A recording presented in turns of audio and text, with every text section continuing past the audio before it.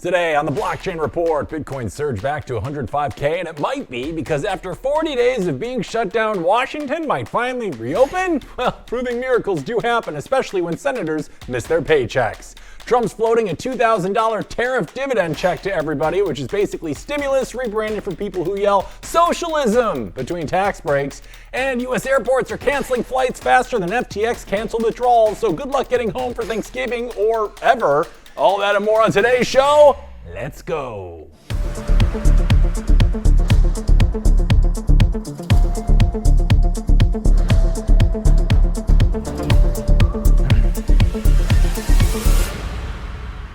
Good morning, America, and welcome back to another week here at the Blockchain Report. I'm Hank Hudson, coming to you live from the city of tech dreams and delusions, San Francisco, California. Now it is Monday, the day we all pretend to be productive while secretly checking Bitcoin's price like it's a pregnancy test.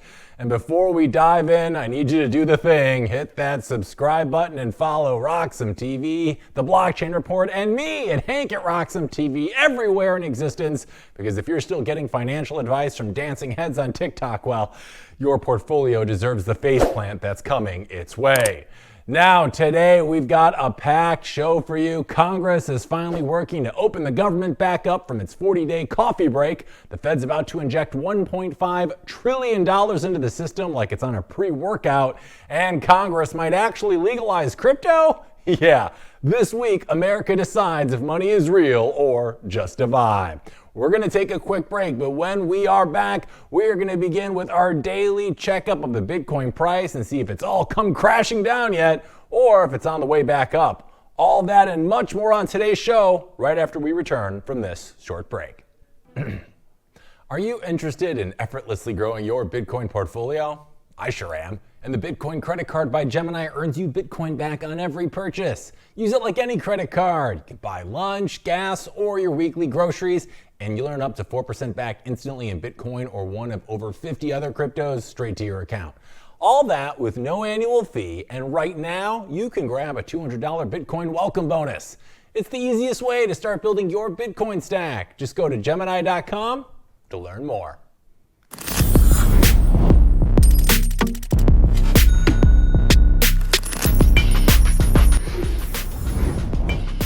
All right, praise the sweet Lord Satoshi. Bitcoin is back, baby. Not that it was ever dead, but people were calling for it after last week. But currently in the last 24 hours, we have seen a reversal of fortune, if you will. Bitcoin's back nearing that 106K mark. Remember, it has been a wild 3.5-4 weeks. We saw that flash crash just about 3 or 4 weeks ago go from 124 all the way down to 102. We've dipped below 100 in the last week, but I think things are starting to pick up as the government's finally getting their act together. And I want to talk about more of what is in store for Bitcoin in our Bitcoin Alpha segment. So let's get to the charts, gang. Now, this is not financial advice, okay? This is just my personal read on the data that's rolling in and what it's telling us about the markets right now. And as always, I'm going to do my best to make it simple, visual, and a little bit dangerous, because this is the part of the show where charts start confessing their sins, and we certainly should be listening. All right, so let's get started with our first chart here. This is the short-term holder MBRV Bollinger Bands chart, okay? It looks complicated, but I promise it's just a fancy way of showing when short-term Bitcoin holders are feeling euphoric versus panicking. All right, so the top bands that we're seeing here, the orange and the red zones. So you can see orange and red zones. Here's the red one, orange runs right beneath it, okay? Those show when we're overheated, meaning that short-term holders are sitting on juicy unrealized profits. That's when everyone's a genius again, right before, of course, they stop being one. Now, the bottom green line that we can see here, this guy, right? This shows the opposite. This is oversold when short-term holders are basically crying into their cold wallets. We've all been there before, okay? So what I want to show you now is where we are recently, right over in this top right here. This is where Bitcoin recently touched oversold territory in early October, as Uptober as it was supposed to be called. Now, do you see how it's starting to bounce back up a little here toward the blue cooled off band? Yeah, that's the first sign of recovery, and it shows that the market's healing after capitulation, okay? So our next short-term resistance level is going to be right around that 900K mark. So right up, let me get rid of this guy here. Okay, so right up here, 900K mark is what we're looking at here. Specifically 109,600 bucks. That's our next short-term resistance mark, the line the bulls want to break through so we can see that next big leg up. If we can clear that zone and push toward the orange heated band that we're seeing above, that's around 125K, and that's when things start getting spicy again, and I like spicy. So in short, Bitcoin cooling off right now, but we are not collapsing. We're out of the danger zone, but not yet in party mode, so we're gonna have to stay tuned. Let's bring up our next chart here, gang. This is chart number 2, all right? This is the funding rates, Bitcoin perpetual futures funding rates chart, okay? So this one shows which side of the trade is paying the other right now. When funding rates are high, it means that everybody's bullish, and historically, that's when the market loves to humble us, all right? When funding rates flip negative, shorts are often overextended, and that's when we get those glorious short squeezes. I love those, okay? So what we're looking at right now are these yellow downtrends. We can see 3 of them right here, okay? Each time funding rates hits those peaks and starts trending down, we've seen local tops followed by short-term corrections. You can see them every time here, right? And then boom, and then we got a correction, and then we got a correction. So right now we're waiting for that next one, okay? This is where funding is rolling over again, right over here, right? So what we're seeing here, this is the calm right before the next leg up after we've experienced some of these prior dips. So while the macro setup is still screams that we're in a bull market, the short-term signals are flashing, easy tiger, let's slow your roll. This metric suggests that we could see one more small flush or dip before this next big leg up over here. Okay, so not doom and gloom, just a market shaking out, over leveraged before the next move higher. And that brings us to our third chart of the morning, all right? This is the percent supply in profit. This one's all about the sentiment, all right? It measures how much of the total Bitcoin supply is currently in profit, or basically how many holders are smiling versus those that are sulking, okay? So when nearly everyone's in profit, that usually means we are close to a local top. When fewer people are, that often marks the bottom. Okay, so I want you to look at these blue shaded areas here, right? Right here, and right here. All right, these dips correspond to the local bottoms that we've seen in prior cycles. Okay, you can see it, September of 2024 bottomed around 70%. All right, April 2025 bottomed around 75%. And just last week, we hit about 71%. That's the magic zone right where past bottoms formed, okay? So we're in that sweet spot right now where fear and opportunity are shaking hands with each other. It doesn't mean that we can't go a bit lower in the short term, but historically, this has been a buy the fear area, not a sell your soul one, okay? So what do all of these charts today mean together? What's the summary, all right? So to tie it all together, Bitcoin is still in a bull market by most major cycle metrics here, okay? All right, still in a bull market by most metrics, but the short-term signals like funding rates and MVRV say we might still see one more small dip before the next move up. So the data right now is leaning bullish, the sentiment's a little cautious, and the vibe, classic pre-breakout energy. So get ready. I got a feeling Q4 is still a lot more fun stuff in store for us. We're taking a quick break, but when we're back, we're coming to you with today's bull run with our top stories of the day, and we've got a lot to talk about. So stay tuned. More blockchain report on your way right after this. Others, Bubble Boy. I'm a bit changed, but sounds familiar, right? Let me tell you a hard truth. The S&P isn't rising. The dollar's falling. That's the trick. Monopoly money. It's ice melting by the second. Your savings, your salary, your time. Worth less every second. Everyone's using the wrong measuring stick. Switch the denominator. Price the S&P into Bitcoin. Hard, fixed, unprintable.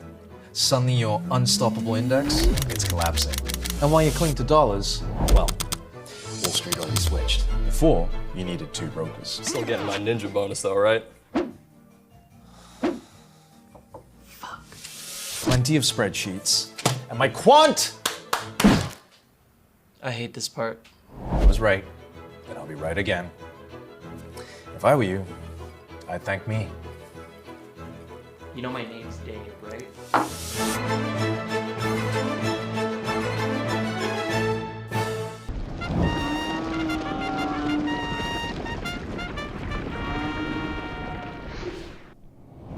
All right, welcome back. It's time for this morning's Bull Run, and we go over the top stories of the morning, so let's get to it. There was a lot of news over the weekend. So first up, after 40 long days and nights of America pretending it's allergic to functioning government, the shutdown could finally be over. The Senate voted 60-40 to move forward with a bipartisan deal, meaning people actually agreed on something.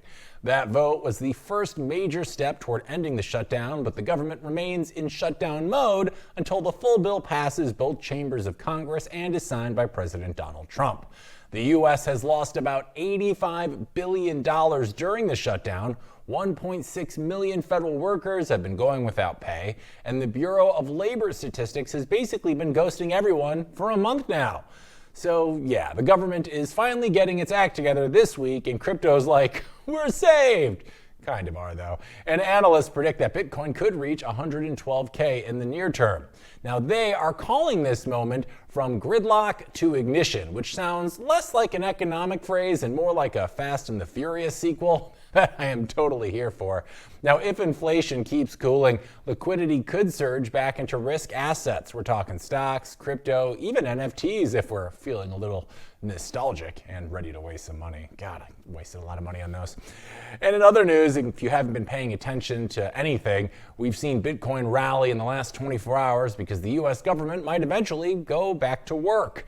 Bitcoin jumped about 4.4% in 24 hours to an intraday high of around $106,491. The total crypto market cap climbed about 4.7% to roughly $3.68 trillion. Or in other words, vibes improved and so did prices. Analysts say that ending the shutdown would remove a big macro cloud that has been hanging over markets for weeks now. Ryan Leaf, chief analyst over at BitGet, told Decrypt that a resolution would likely restore short-term risk appetite across markets and be positive for Bitcoin and crypto. He pointed out that reopening the government would ease liquidity concerns and improve sentiment, which could help extend Bitcoin's rebound. And you can literally see that optimism showing up in prediction markets as well. On Myriad, a platform launched by Decrypt's parent company Dostin, users recently gave a 91% chance that the shutdown ends by November 15th. That probability more than doubled since November 9th. Traders on the same platform also boosted Bitcoin's odds of hitting 115K to 68%, up from around 55% earlier in the week. Now, the rally is not happening in isolation. Ethereum popped back over $3,600. Other large cap names, including XRP, also pushed firmly into the green as the shutdown headline crossed the wire.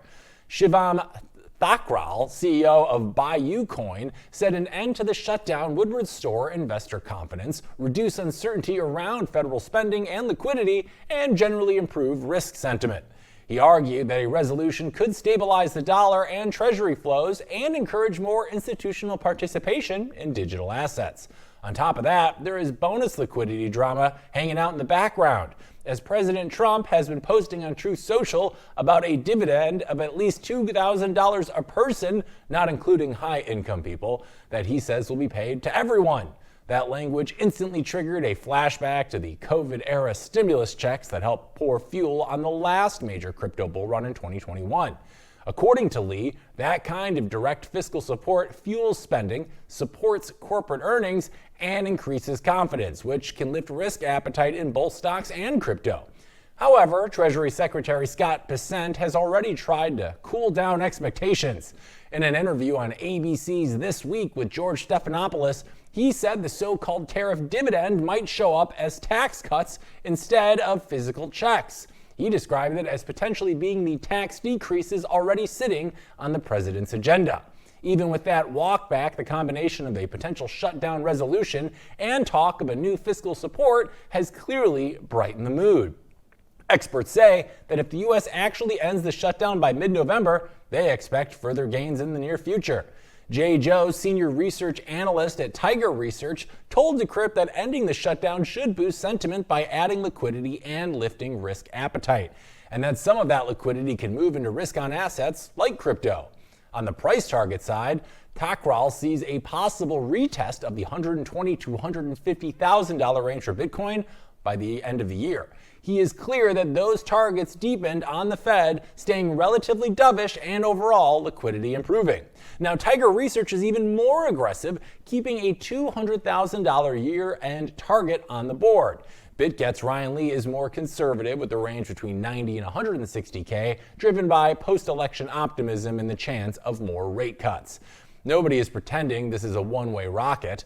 Analysts warn that sticky inflation, a stronger dollar, or a spike in geopolitical tension could cap the upside or trigger another pullback.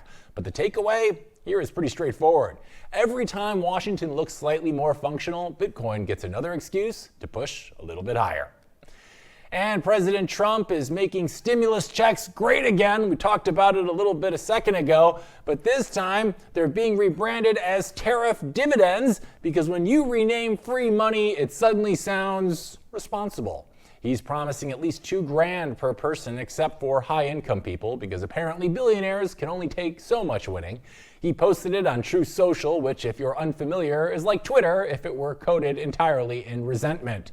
He said America's tariffs are pulling in trillions of dollars, and we're going to use that to pay down our $38 trillion debt with $2,000 checks. That's like trying to pay off your mortgage with Chuck E. Cheese tokens or something. But sure, let's run it back. Because the last time Americans got checks, half went to groceries and the other half went to Dogecoin. And the rest went to those weird TikTok trading courses. Those are never good. Don't subscribe to those.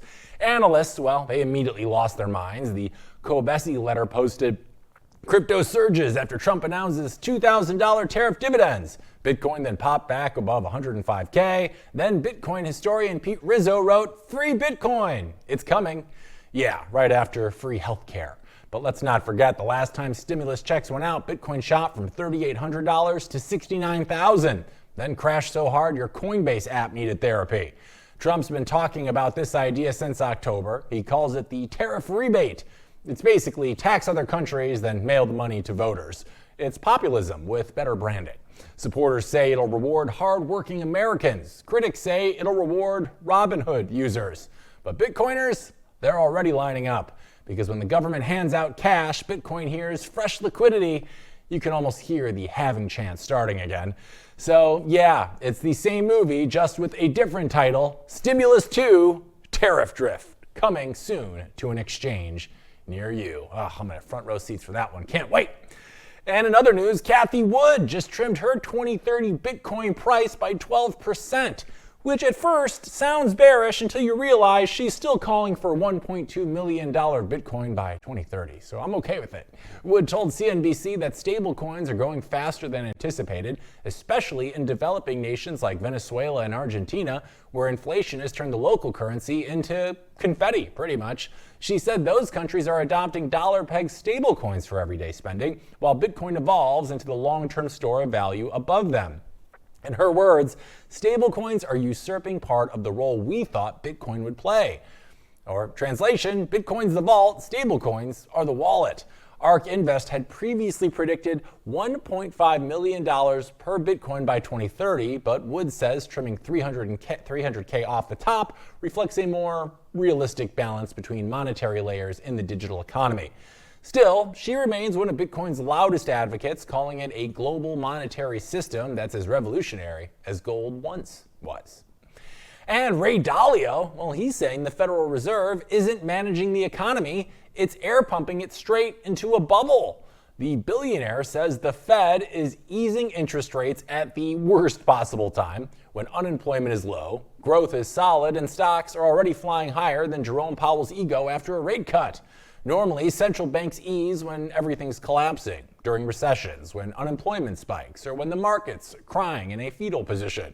But Dalio says this isn't stimulus, it's financial caffeine on top of a monster energy drink. According to his latest post on X, the US is repeating the same endgame pattern that every empire goes through. When money printing becomes policy, debt becomes religion, and everyone pretends it's all totally normal. He called this phase dangerous, saying the Fed is basically easing into a boom while fiscal policy is already set to max stimulus. Now, Dalio warned that the combination of huge deficits, endless Treasury issuance, and short-term debt financing will lead to the monetization of government debt, a polite way of saying the money printer is about to hit beast mode. The irony here is investors are still celebrating every rate cut like it's free candy, even though it means that the dollar is losing weight faster than Ozempic patients. Now, Dalio says this is the final act of a 75-year debt cycle, the part where people realize the system runs on confidence, not collateral. And when that confidence cracks, capital flees to hard assets, things like, gold, real estate, and of course, Bitcoin. Because when the Fed debates whether to print another $1 trillion, Bitcoin doesn't ask for permission. And Eric Trump, you know him, the middle child of American nepotism. Well, he's got a new theory. If Bitcoin goes down, so does the Pentagon. That's right. Apparently, the world's largest military superpower is now emotionally tethered to your cold wallet. He said it at the Blockchain Futurist Conference in front of a crowd of miners, founders, and whatever's left of people who still say hodl unironically, like me. He told them he used to think Bitcoin was dumb until he learned it uses a lot of energy. And suddenly it clicked. Wait a second. That sounds like something a Trump can get behind. Well, he described this mining facility in the Texas desert, 600 yards long, sucking down enough electricity to power a small city. To him, that's not wasteful. In fact, it's patriotic. He says the place protects 2.5% of the world's Bitcoin. Or in other words, it's Fort Knox, if Fort Knox were run by tech bros and had a Trump coin flag flying out in front, I guess. Then he dropped the now legendary line, if Bitcoin went down, congratulations, the Pentagon's gone. Buddy, if Bitcoin collapses, the Pentagon will still very much be there. They'll just have to pay the soldiers in Solana or something. He claims Bitcoin's energy network is stronger than entire nations. And honestly, considering the average nation right now, he might be right. But then he goes, if a quantum computer could take out Bitcoin, it would have already hacked Bank of America. Eric, Bank of America hacks itself. We know this. You don't need quantum for that. He called Bitcoin the last asset standing in a global meltdown, which, to be fair, is exactly what Bitcoiners have been saying since like 2009. And so far, the only meltdown we've seen is emotional, at least for me. He says Bitcoin is financial freedom for the masses, which is a fascinating quote from a guy whose family is definitely the 1%, probably the 0.1 of the 1%, really. He says this is a way to beat the banks. And for once, he's not wrong, because the only thing Wall Street hates more than regulation is competition. Eric Trump ended by saying, I believe in it with every ounce of my soul, which makes sense. Bitcoin was literally designed for people who think they discovered money 5 years after it existed. So, Eric, the man who once called it funny money, now says Bitcoin's fall would take down the Pentagon, because apparently we're one block away from DEFCON 1, I guess. Thanks, Eric. And in other Trump news, President Don Juan just announced cheaper, wait for it, Ozempic. That's right, because apparently we've reached the diet drug diplomacy phase of his presidency. Great. He said Eli Lilly and Novo Nordisk will slash their prices on their blockbuster weight loss drugs. We're talking Ozempic, Wegovy, Zepbound, Mounjaro, for certain Americans on Medicare or Medicaid. Now, these drugs currently cost about $1,350 a month, which means for years people had to choose between being overweight or overdrawn. Now, the new prices dropped to around $245 to $350 a month. Still expensive, but at least you can lose weight without losing your home too. Trump made the announcement from the Oval Office saying he was thrilled, which is the first time that word has ever been used in the same sentence as Medicare. The deal includes the launch of a new website called TrumpRx, where Americans can buy prescriptions directly from drug companies, because apparently the free market just wasn't enough. It's like Amazon, but for meds, and every package comes with a campaign slogan. Health Secretary Robert F. Kennedy Jr. said the talks took months and months to negotiate, That's government speak for what we called Big Pharma like 57 times until they got tired of blocking us. Officials said the discount applies first to patients who meet medical criteria. Basically, you need to be obese and have another condition. So the only thing harder than losing weight is qualifying to lose it, I guess. They estimate it'll save over $170 billion over time, mostly by preventing heart disease, stroke, and future hospital visits. And they made sure to stress this is not about losing weight. This is about making America healthy again. Yes, they literally said make America healthy again. Somewhere a merch designer just started sketching red gym hats with that very logo on top, and they're going to make a lot of money off of those. Of course, the event ended in true White House fashion when a guest from Eli Lilly fainted mid-announcement, which honestly is the correct reaction to Trump talking about healthcare reform. But don't worry, the guest is fine. So to recap, Ozempic's cheaper, Trump RX is on the way, and America is about to slim down, one executive order at a time. All right, we're taking a quick break, but when we're back, more of today's top stories, and in just a bit, we're going to have our special guest of the day joining us, Alex Gladstein, will be joining us in studio to talk shop, so stay tuned. That and much more coming up on the Blockchain Report when we're back. All right, and we're back. Let's see what's trending right now on the RoxomTV X page. If you haven't already, definitely the place you're going to want to subscribe to if you're in the X Twitter ecosystem, as we have all the most up-to-date breaking news and how that breaking news in the world is relating to our beloved Bitcoin. So let's take a peek and see what's going on right now. It looks like just about an hour ago, Bitcoin whales have been on a selling spree this year, but Bitcoin is still floating well above that 100K mark, right? And why is this important, King, right?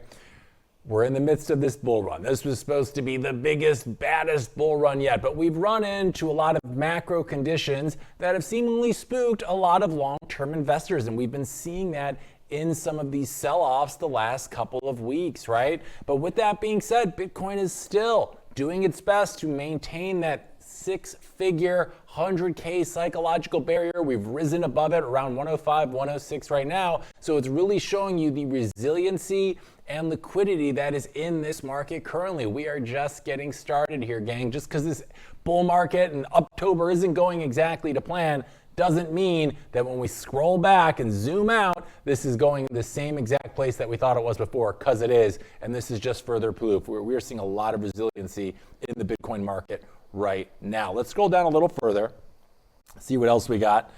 We saw Stimulus 2 tariff drift coming to a theater near you, so look out for your local AMC. Here we go. Vivek Ramaswamy of Strive acquires another nearly 1,600 Bitcoin worth $162 million. And what we like to do on this show, anytime a big company makes a large Bitcoin purchase, we like to check them out on one of our favorite websites on all the interwebs, bitcointreasuries.net. So let's bring that up and head to camera 3 here, guys. All right, so this is the number one place on all the interwebs to see what your favorite public companies are doing with their Bitcoin stash and how that affects the company in and of itself, right, and their financials. So let's take a look here at the list. Right now, we have the big leaderboard. Of course, Strategy is at top. They got so many, they're like a dragon with their gold up there. But all the way down, I think at number 14, we got Strive. All right, so we can see what they've been up to. They just made a nearly 1,600 Bitcoin purchase. Right, and we can see how Bitcoin is affecting their balance books currently. So if we're able to click on Strive here in the leaderboard, we can scroll and go to its individual page where it has all the information about Strive and its Bitcoin allocations, all right? So you even have little blurbs now. They're really updating the site. It's looking good. So right now, they've got just over 7,500 Bitcoin. That puts them in about 14th place for the public Bitcoin holders. We scroll down, they have their stock and financials, market cap's around $1 billion. Not a ton of info for this one. Strive is a relatively newer player in terms of this list, so I think they're still getting a lot of the information set. But BitcoinTreasury.net, they even have the news sources and where there's news coming up about Strive currently. So this is a really great asset if you're looking to figure out what is going on with the Bitcoin treasury companies out there when they're acquiring more Bitcoin or other news that might be coming out regarding to their Bitcoin stack. So make sure you bookmark that one. It's BitcoinTreasuries.net. Let's get back to camera 1 here, guys, and see what else is going on here on the Roxom Twitter page, okay? So if I scroll down a little further here, gang, what else are we going to see here? If you scroll down, we have, starting today, we have Jack Dorsey's company Square is now accepting Bitcoin payments from over 4 million merchants worldwide. This is a big deal, right? We are making the Bitcoin ecosystem more accessible to everyone through things like this. And if you recall, Jack Dorsey has been adamant that Bitcoin needs to be used as a medium of exchange, not just a store of value for it to ever reach its full, journey or purpose or whatever you want to call it. And this is a big step. We have 4 million people who now can accept Bitcoin worldwide. So that's a really exciting development in the space right now. Thanks, Uncle Jack. And then the last one we got here, this one's a little freakier, right? It's cool, but it freaks the hell out of me because this is one of the big game changers that I don't feel like we're talking about enough in life. All right, this, of course, we're talking about Neuralink. They just completed 2 brain implants in a day. Patients 8 and 9 are recovering, and they are putting these Neuralink chip implants into people's brains, right? And it sounds freaky. It sounds like an bad episode of Black Mirror or something. But we are reaching, get out of here, Rizbot, not time for you. We are reaching this really unique inflection point in human history, right? Where you can choose to not do something like, get out of here, Donald. And that's kind of the point, right? Everything will be computer. And we're going to reach a point where we're almost, I don't want to say forced, but if we don't join in and get an implant put into our brain, we're going to be at such a major disadvantage to all of those that do. But nobody also wants to be the first person to have them put an implant in their brain. So we're going to see how this plans out. What I'm kind of expecting is a couple people do it and they become much smarter than all of us, and then we have our first real supervillains, is kind of how I see this playing out. But maybe I'm wrong. I don't know. Elon's smart. He's got plans. But yeah, that's big news today. I'm going to be very curious to see how this continues to develop. We've already seen it's allowed quadriplegic people to move computer games and things with their minds. So this is some really wild tech that is going to have implications far beyond which we are even understanding right now, as we are able to merge ourselves into these future cyborgs that I am really excited and scared about. So we'll see how it plays. All right, we got more news coming up on today's show, but right now we're going to take a quick break. But when we're back, more of today's top stories, and we'll be joined by our special guest of the day, Alex Gladstein, in just a bit to talk shop. So stay tuned. More Bitcoin Report coming your way right after this quick break. Wish you could grab cash without selling your Bitcoin? Yeah, same. But hey, that's why Ledn exists. They're the global leader in Bitcoin-backed loans, over $9 billion issued since 2018, with a perfect record protecting client assets. Now you might be asking, what makes a Ledn loan different? Well, with custody loans, your collateral stays put. They don't go degen and lend it out for yield. There are no credit checks. It funds in under 6 hours. No monthly payments. You can repay anytime with 0 penalties. And for transparency, grown-ups actually want proof of reserves reports every 6 months verified by a top accounting firm. Bottom line is Ledn lets Bitcoin holders unlock liquidity without selling. And you can check them out at ledn.io/RoxomTV. That's ledn.io/RoxomTV.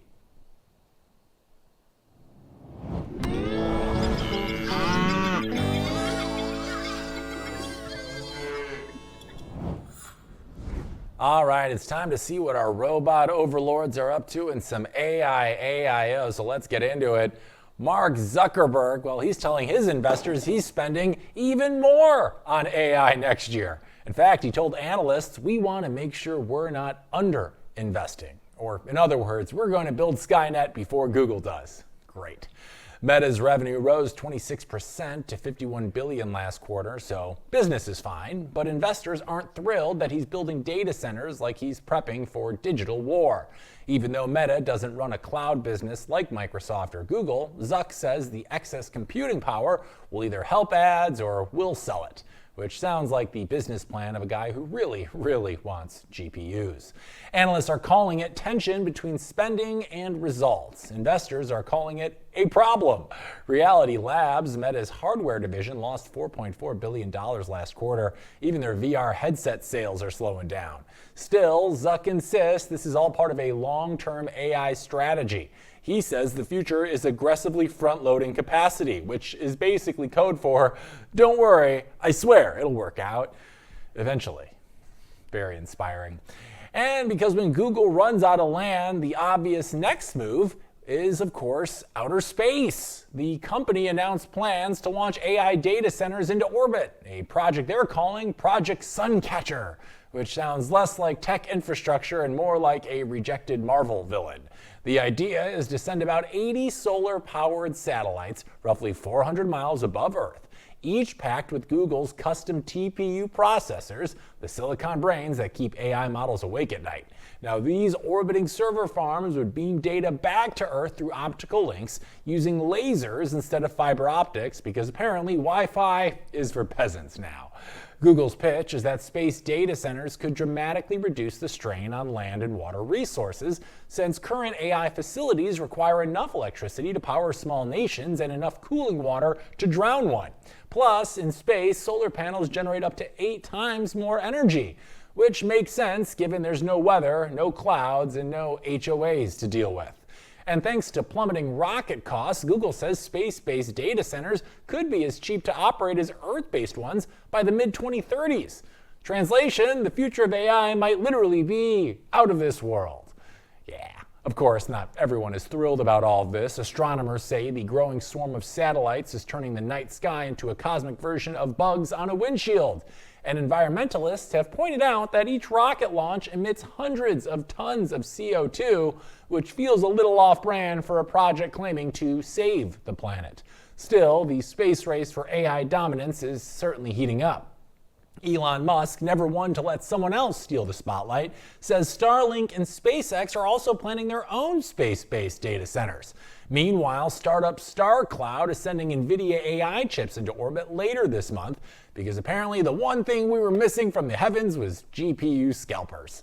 Google plans to launch its first 2 prototype satellites by early 2027, calling this research a first milestone towards scalable space-based AI. They admit there are still some small problems to solve, like thermal management, high bandwidth communication, and of course not exploding in orbit.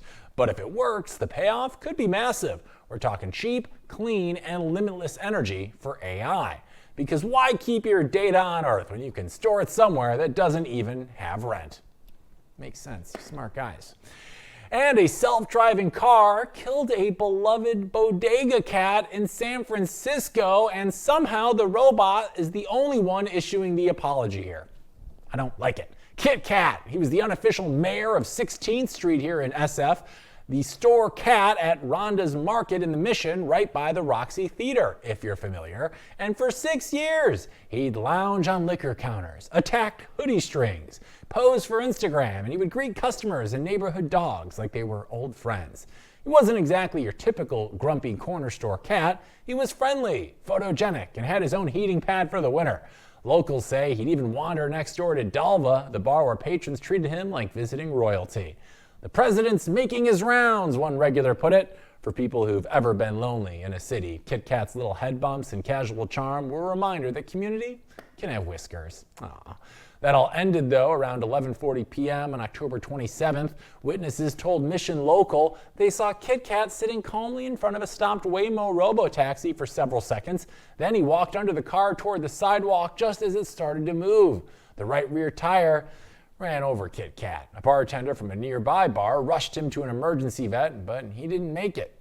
He was 9 years old at the time. The neighborhood was gutted. Rhonda's Market posted that they were heartbroken, saying he brought warmth, smiles, and a comfort to everyone who walked through that door. One commenter called him the best city bodega cat anyone could ever ask for. Another summed up the mood bluntly on the city's 311 website, killed the neighborhood's baby. Ouch. Waymo issued a polished statement saying that while its car was stopped to pick up passengers, a nearby cat darted under as it pulled away. They offered deepest sympathies to the owner and community and pledged a donation to a local animal rights group. A tiny bit of PR for a company whose slogan is all about trust and safety. It wasn't the first time In 2023, Waymo in self-driving mode hit and killed a dog in Bayview Hunters Point. Another car narrowly avoided a runaway Labrador in Santa Monica earlier this year. California's DMV has logged over 880 autonomous vehicle crash reports since 2014, proof that driverless doesn't mean flawless. For Silicon Valley, Waymo's Robotaxis are still the future of transportation, but for one Mission District block, the future just feels a little colder and a whole lot quieter without Kit Kat keeping watch from the counter. R.I.P. Kit Kat. That one hurts me. And AI might destroy humanity someday. It's a great lead. But this week, it destroyed medical billing. A grieving family used Anthropic's Claude AI to cut their hospital bill from $195,000 to $33K. And no, that is not a typo. Their brother-in-law passed away after 4 hours in intensive care. The hospital charged nearly $200,000 for that very short stay, which is impressive considering that's more than a luxury car per hour. The family said insurance had lapsed, so the hospital basically went, cool. Let's retire on this one, shall we? Enter Claude, the polite, overachieving AI rival to ChatGPT. The family fed it the billing data, and Claude instantly started spotting a whole bunch of nonsense. We're talking duplicate charges, improper coding, inpatient versus emergency mix-ups, all the shady tricks hospitals use when they think you won't check the fine print. The chatbot even helped write letters threatening legal action and bad PR. By the end, the hospital backed down to $33,000, and AI, well, finally served us a bit of justice. All right, we're taking a quick break, but when we're back, we're going to be joined by our special guest of the day to talk shop and much more here on the Blockchain Report. So stay tuned. We'll be back right after this quick message. Matters. Zappo Bank, the only way to bank your Bitcoin.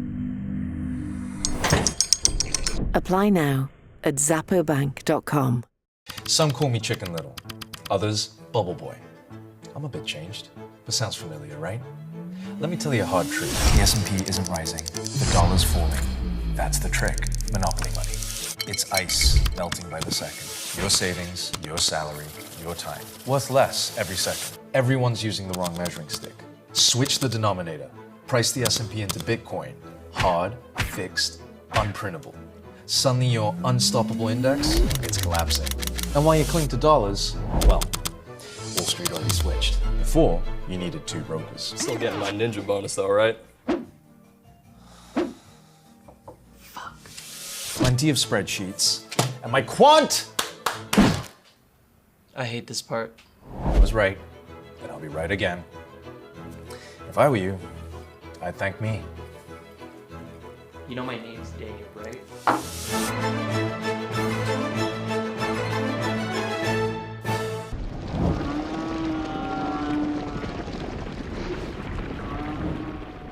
All right, and we're back with more of this morning's bull run. And if you thought the 2020 election drama was over, surprise, we are now in the presidential pardon spin-off series. According to the Department of Justice's pardon attorney, Ed Martin, President Donald Trump has issued a sweeping proclamation pardoning a long list of political allies tied to efforts to overturn the 2020 election. Martin posted the document on X, where it quickly started doing laps around political Twitter. The list includes some very familiar faces. You know them: Rudy Giuliani, Sidney Powell, former White House Chief of Staff Mark Meadows, and dozens of others who were involved or accused of participating in schemes to subvert Trump's 2020 defeat. Now, the proclamation is dated November 7th and appears to be signed by Trump himself. It calls what happened after the 2020 election a grave national injustice against the American people and claims the move continues the process of national reconciliation.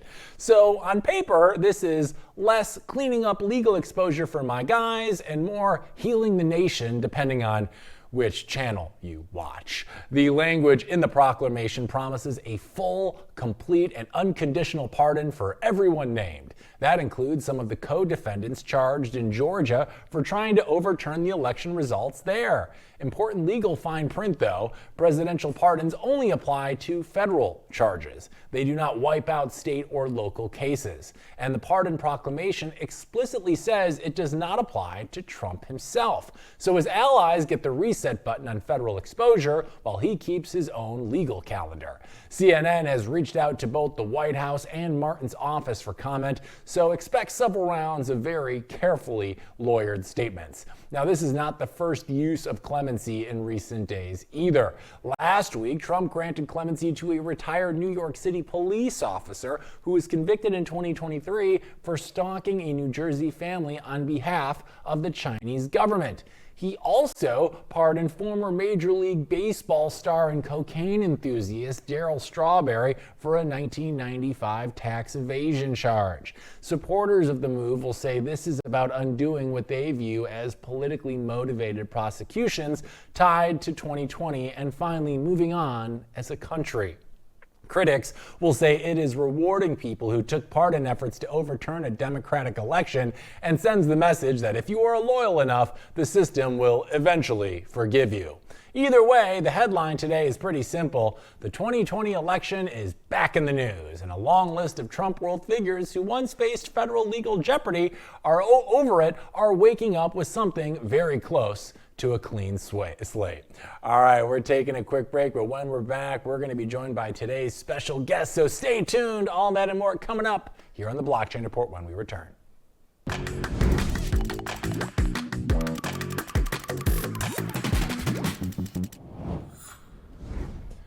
All right, welcome back. And for today's deep dive, we've got a special guest in store for you. He's advised governments, educated dissidents, and written some of the most important essays on how technology and tyranny collide. He's connected activists from Cuba to Hong Kong to the heart of Silicon Valley and shown why Bitcoin might be the most powerful weapon for human rights since the printing press. You've read him in Time, Wired, and the New York Times, and now he's here on the Blockchain Report. Let's give a big welcome to the Chief Strategy Officer of the Human Rights Foundation, Mr. Alex Gladstein, everybody. Alex, welcome to the show. We and our audience are super excited to have you. How are you this morning? Great. Thanks for having me on.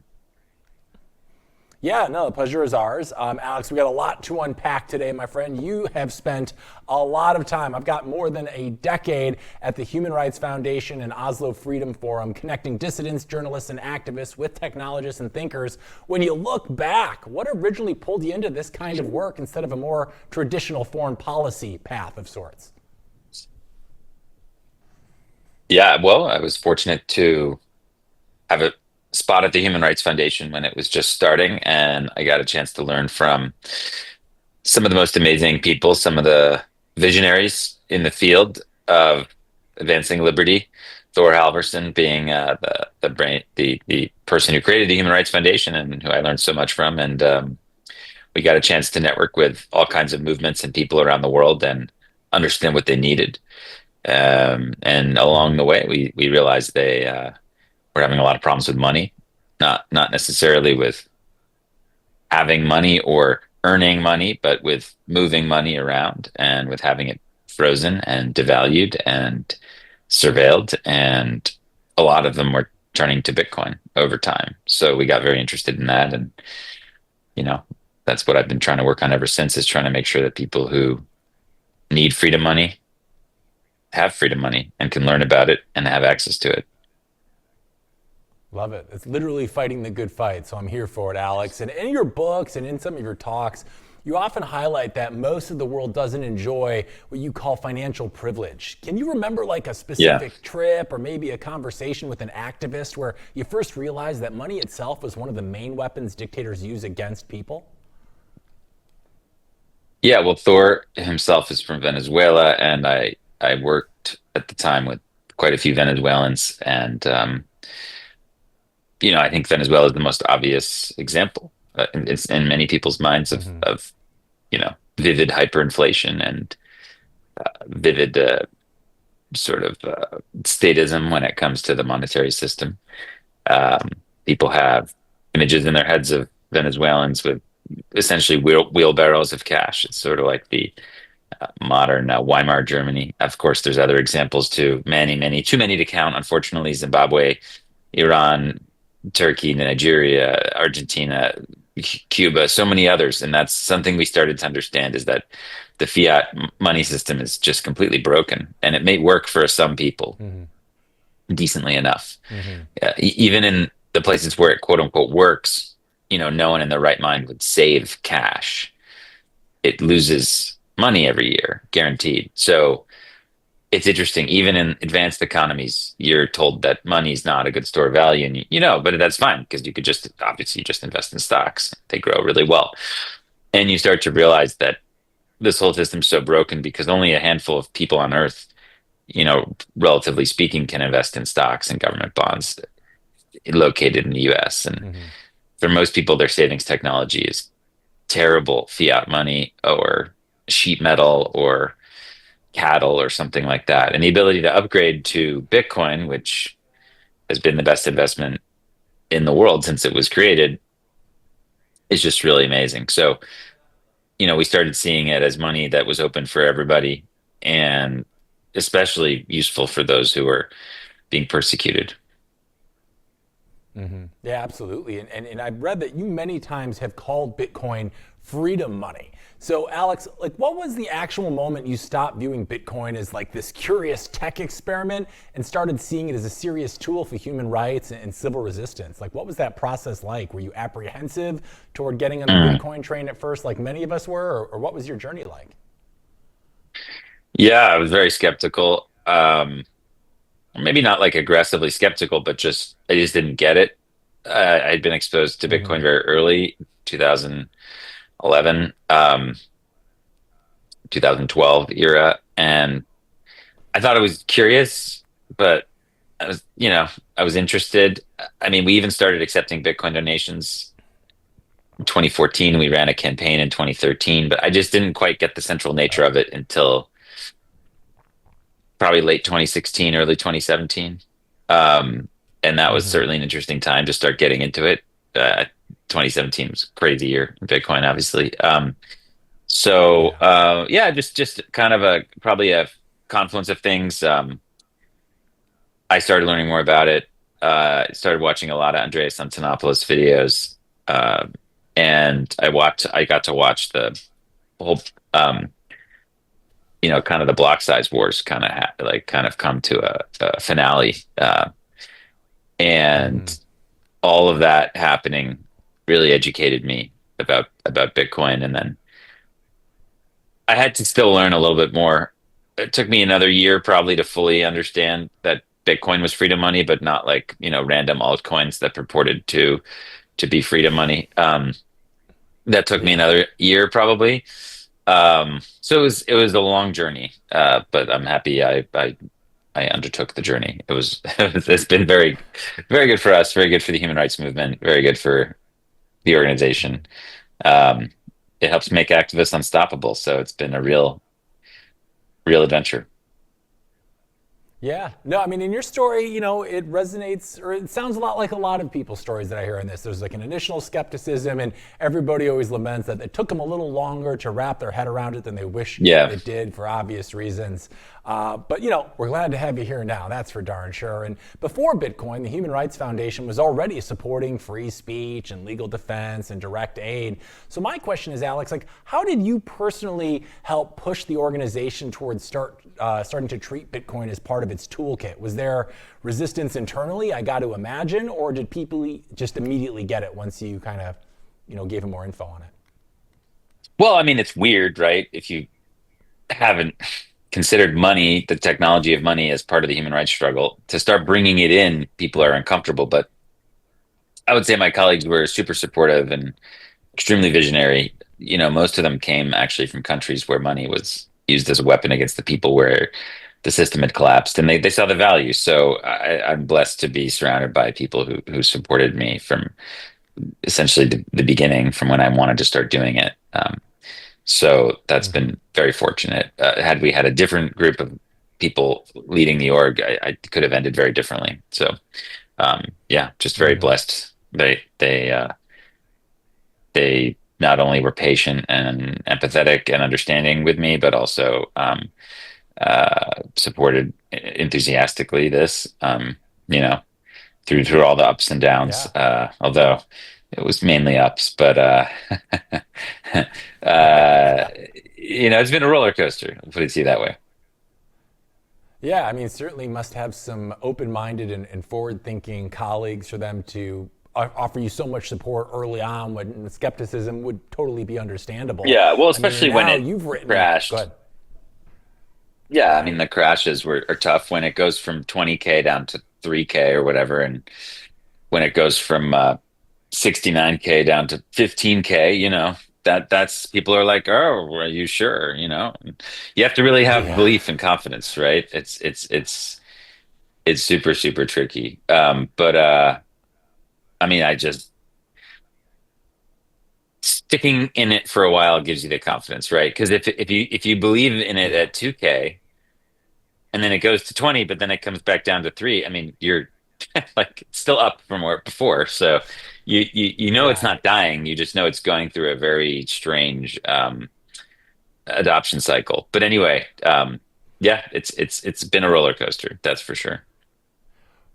During some of those drawdowns, did you feel the heat of colleagues' eyeballs searing like through the back of your head sometimes? Or were you always adamant that like, I know this is going to work, and eventually everybody was like, he's got conviction, so should Well, I? yeah, I mean, of course, you're always like, well, I don't speak for anyone else, but I've always known that Bitcoin was going to be central for humanity, that it was going to be essential for promoting and protecting freedom in the increasingly digital, electronic 21st century. But of course, you don't know how long it's going to take, right? Are Right. we going to be out in the, out wandering in the desert for 30 years, while Bitcoin's just sort of dead, ish. I don't know. I definitely was happy with the way things went. I mean, again, there's some times where, yeah, I mean, it wasn't like, again, my colleagues were super supportive. It was more like the wider industry, right, and the people who would come to our events, and just there's a lot of mixture of skepticism, but also like, oh, why Bitcoin and why not other crypto? Why not this coin that I made with my friends? Like, why don't you guys promote that one? Like that's I got a lot of that, right? So that was tough. I bet. Hey, if you're all for freedom, why aren't you for like, like Millet, like for all the coins? Like as long as the government doesn't control them, why do you care? And it's like that's tough. Because the in my mind the revolution is Bitcoin. It's not Trump coin. I don't think that's a revolution. So that was probably actually trickier than dealing with the swings of the price was dealing with the, like, why aren't you doing a crypto fund or a crypto org? Like, why is it a Bitcoin one? But I'm super glad that I stuck to my guns on that and pushed through, because it's been amazing for us. Yeah, I mean, your conviction has certainly paid off, especially with all those cooks, it sounds like, in your kitchen. And I'd be curious, like, what other investment vehicles or coins were some of like people asking you about? They're like, why aren't you putting it in Oh my God. Dogecoin? I hope that one didn't I come mean, up. well, there was the 2017 to 19 cycle was tough because, like, again, I was just coming into my confidence. But I mean, people would be like, hey, we're working with this company and we have this token and we want to donate all this to you guys. And of course, then they want to affinity scam, right? They want to like grift off of your Right. integrity. So it's really tough.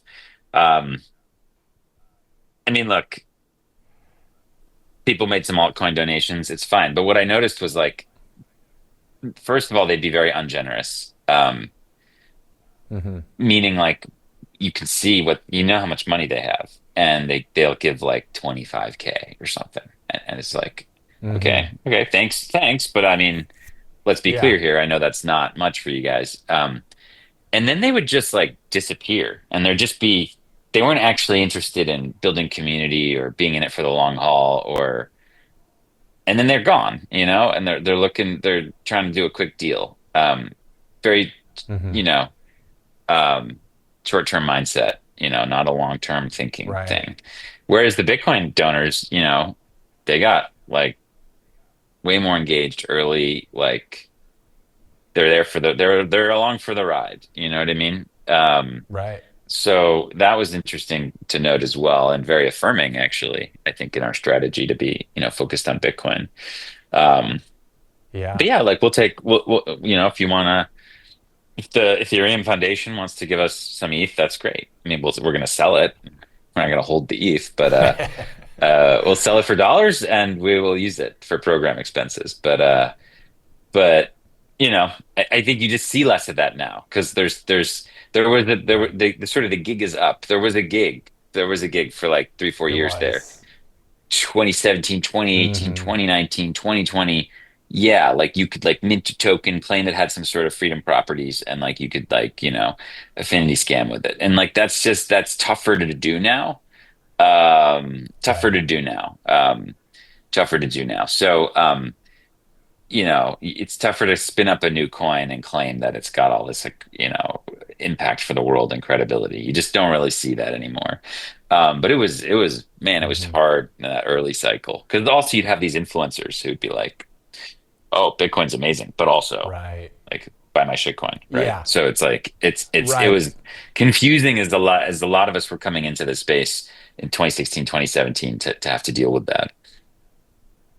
Yeah, because people would almost use. I remember those days very well. The TikTok crypto guys, and they'd be like, "I told you about Bitcoin, but here's this other one." So it was like they would use Bitcoin to kind of Yeah. like maintain some semblance of credibility, and they'd be like, "Well, this is why you need to buy Shiba Walk Coin or whatever the hell dumb name they came up with then." And it's Yeah. interesting, especially to hear from your perspective at the Yeah. Human Rights Foundation, like you mentioned they would kind of try to stream off of your integrity. And it reminds me of a phrase a lot of the kids use these days. It's called aura farming, where it's like you just try to associate yourself with someone to have their Yeah. aura. And that's like a, Yeah. a I real mean, sanct.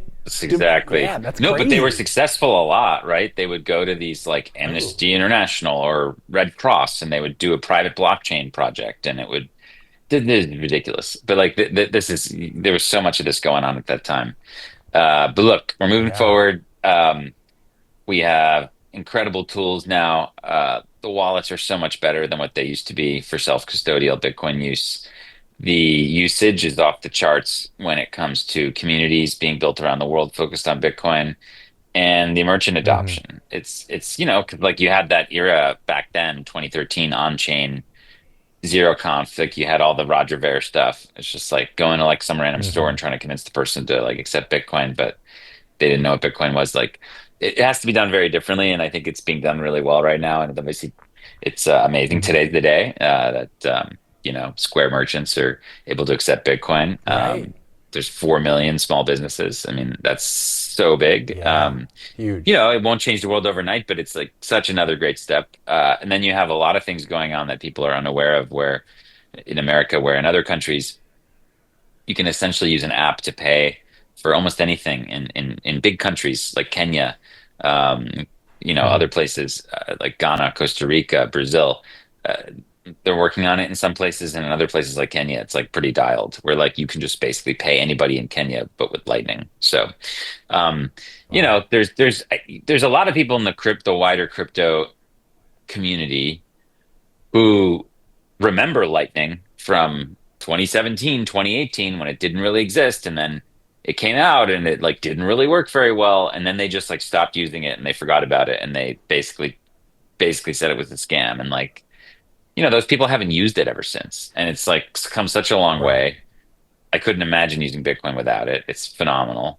The tools Yeah. like Zeus and Phoenix, Albi, all of the stuff you can do at Nostr with zapping. I mean, Lightning is just so sweet. And now we have eCash, which is so cool. I mean, you know, I'll Hmm. certainly be, um, it's just nice to have, this is how you kill surveillance capitalism. Like I can pay someone who's a Square merchant with eCash.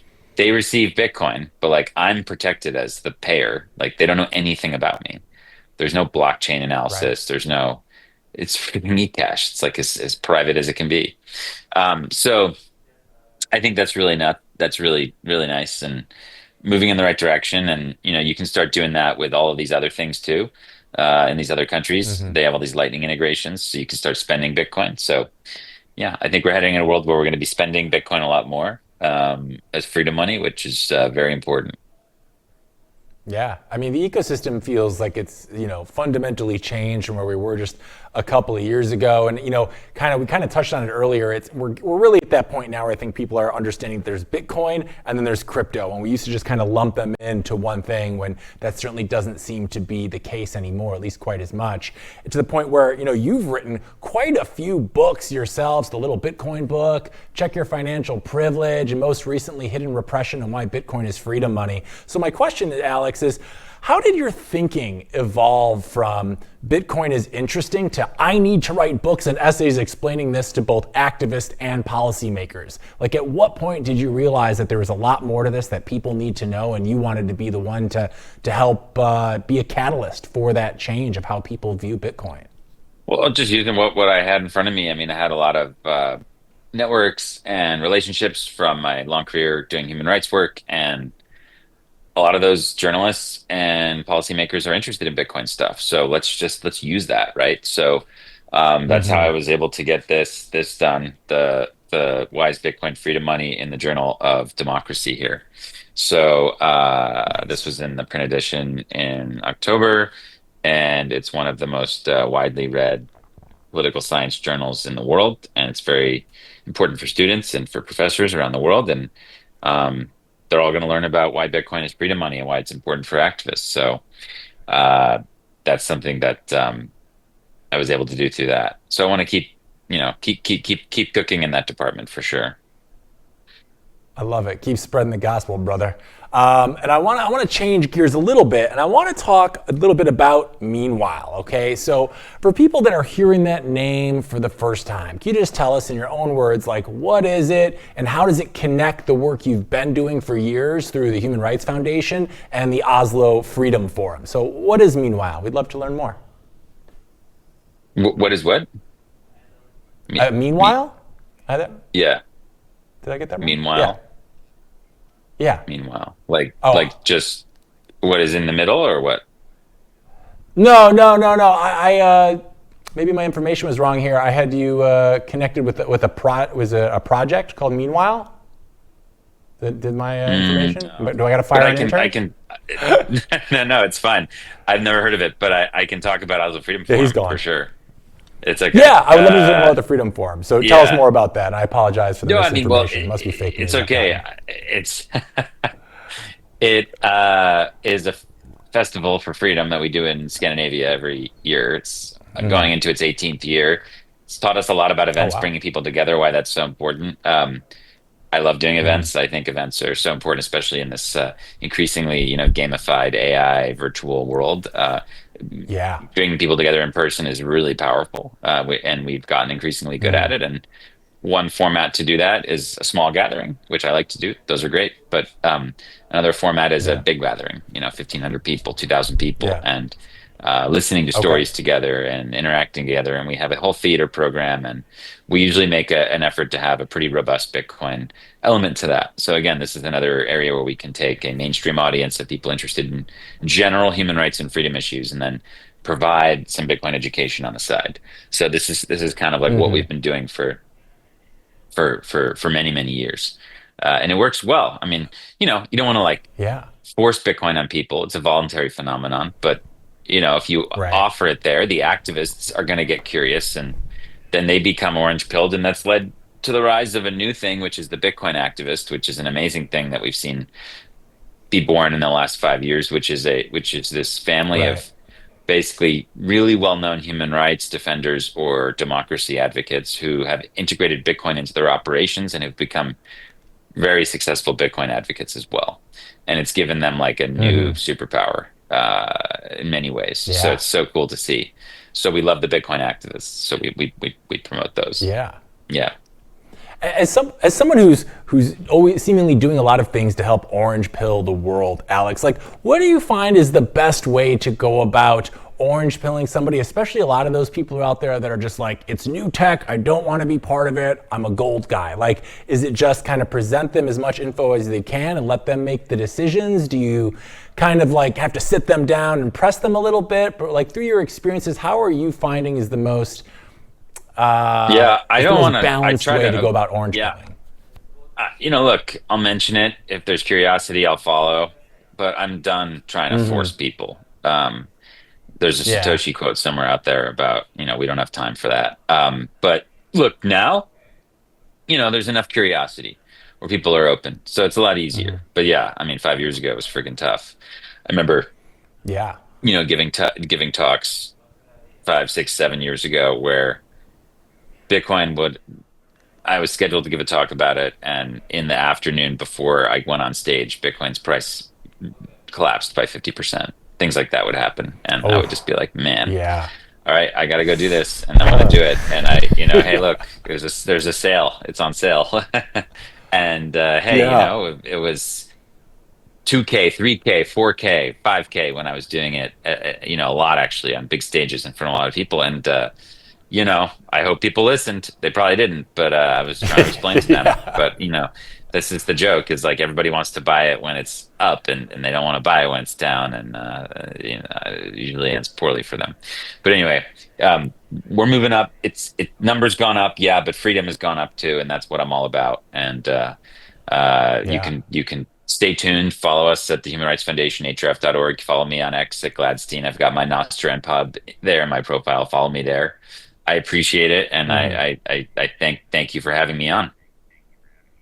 Yeah, no, it's been an absolute pleasure, Alex. We appreciate your time today. Is there anywhere else too we can send people if they want more information on you or what you and the team at the Human Rights Foundation are doing? Yeah, so they can, maybe we're gonna have we do a webinar every quarter that's free for Bitcoin 101 for nonprofits, but it's really for everybody. So if you go to hrf.org, you'll be able to find that information. It's early December is our next one, and it's led by BTC Sessions and Anna Chekovich. It's great, so I'd recommend that. Very cool. Well, Alex, we really appreciate your time today. Thank you so much for joining us on the show, and really 100%. appreciate all the good stuff you're doing out there, man. You're really, being the change we all wish to see in the world. So kudos to you. Thank you so much. We'll keep doing it as long as man. we can. All right, have a good one. Love to Take hear care. it. Cheers, you too. Thanks for your time. All right, we're taking a quick break here at the Blockchain Report, but when we're back, we got a couple more of today's top news stories that you are not going to want to miss. So stay tuned. We'll be back with all that and more when we return. Matters. Zappo Bank, the only way to bank your Bitcoin. Apply now at zappobank.com. All right, well, for those of you keeping track, it's almost Thanksgiving. You know it, that magical time of year when Americans gather together to be thankful and scream at gate agents. Well, this year, it's about to get even worse than normal. You see, the FAA has ordered airlines to cut flights at 40 major airports. Why? Well, because apparently air traffic controllers haven't been paid in a month and decided, you know what, there's a lot of room in the sky. Those planes will be fine without us. The shutdown has turned travel into a Hunger Games simulator. Thousands of flights were canceled this past weekend, and the Secretary of Transportation and former Real World Boston cast member Sean Duffy said it's only going to get worse. So you know it's real. Now, this is not quite the quote you want from the guy in charge of the planes, but here we are. He said that by Thanksgiving, air travel could be reduced to a trickle. A trickle! Sir, that's not a travel forecast, that's a bodily function you're talking about. American Airlines axed 740 flights, Delta cut 640, United scrapped 450. By Sunday, 2,000 flights were gone. Like that. It's like the sky itself got canceled. Delays are hitting 8,000 plus flights a day, and at this point, well, on time is just a folktale told to children. Earlier in the shutdown, airlines said that controller shortages weren't a problem. Now, they've canceled 1,200 flights because of it, 865 on last Friday alone. That's 865 different instances of, we're sorry, your pilot is now your therapist. Private jets are being rerouted to smaller airports to make room for commercial flights, which is great. Finally, the 1% get to experience LaGuardia energy.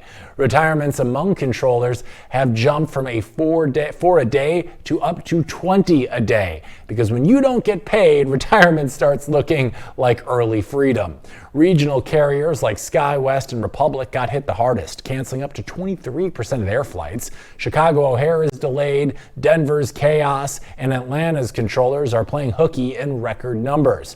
Meanwhile, the credit agency Fitch says Thanksgiving is going to be a logistical bloodbath. Great. The FAA says that the cuts are for safety, which is government speak for please don't crash. The trade group Airlines for America is begging Congress to reopen the government, pay workers, and get our airspace back to normal. Because right now, it's not airspace, it's air chaos. So happy holidays, America. You might not make it home for Thanksgiving, but at least you'll have a great story for your therapist come January. All right, it's time to wrap up today's stories with a little bullish, bearish, or BS and see how things are looking for Bitcoin. So let's roll the stinger, guys, and get to it.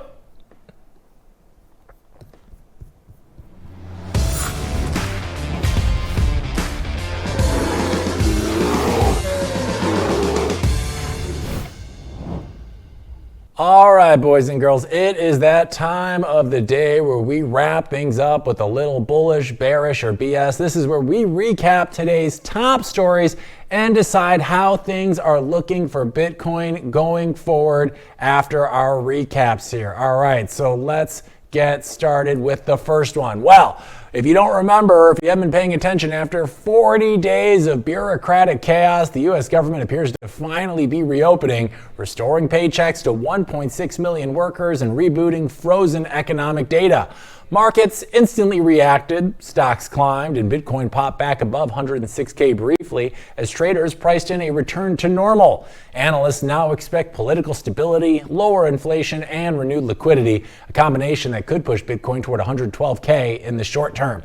Ooh, I'm calling bullish on this, baby. This is very bullish vibes. When Washington starts spending again, liquidity flows freely, and Bitcoin thrives on excess liquidity, as we know. Ending the shutdown boosts investor confidence and revives data-driven trading, which helps risk assets like BTC catch another leg up. In short, Uncle Sam's dysfunction is bullish when it ends, but Bitcoin's the only one that actually learns something from it. So government's back, money's flowing, and Bitcoin's smiling, and that's a bullish start, baby. I've got one up, two to go. Next up, Donald Trump is promising $2,000 tariff dividend checks for Americans, claiming that tariffs are pulling in trillions to fund the giveaways. It's essentially Stimulus 2.0, a rebranded money printer wrapped in campaign rhetoric.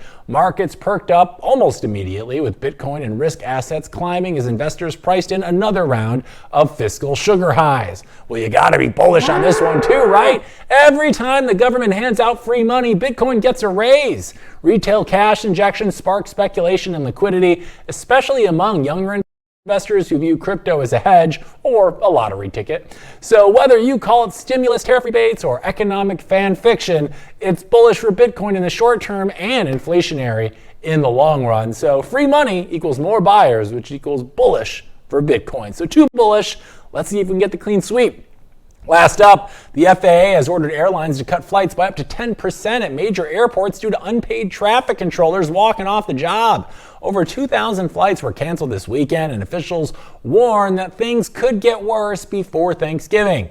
Between staffing shortages, shutdown fallout, and logistical meltdowns, the travel industry is on some thin ice right now, and travelers' patience is gone. So right now, it feels bearish, but I'm going to call BS on this one, all right? Is this annoying? Yes, incredibly annoying. Is this market moving?